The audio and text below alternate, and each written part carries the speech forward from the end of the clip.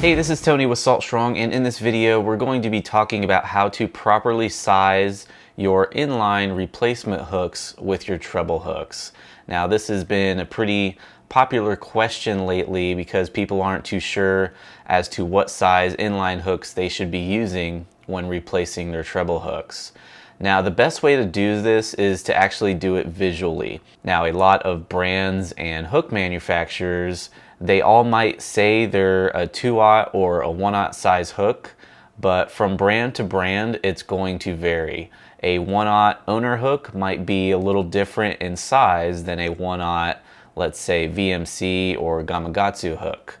So the best way to size these hooks up is to use the original treble hooks that came off of your lure, and the gap, when you lay these down flat on a table, the gap from one point to the furthest point of that treble hook, that gap should be equal distance to the gap on the hook or the inline hook that you're replacing it with.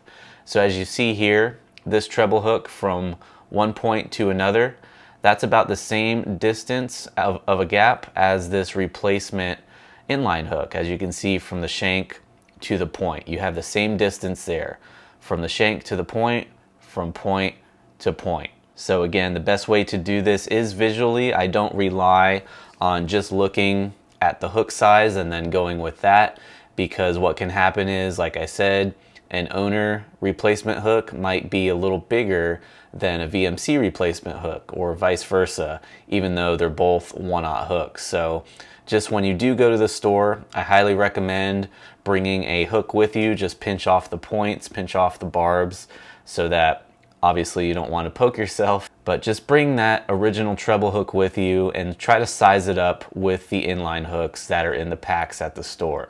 Now, the ones that I am using here, these are the owner inline replacement hooks. I prefer the owner hooks because I have used the VMC inline hooks, and what was happening with those was the very tip of the hook was actually snapping off without me even knowing it. If I got it hung on structure or after I caught a bunch of fish on it, the point of the hook was pretty much gone. It was just left with a blunt, flat piece on the end there. There was no point, there was no barb. So these owner hooks are definitely a lot more durable than the VMC hooks, and I highly recommend them when you are replacing your treble hooks with these inline hooks.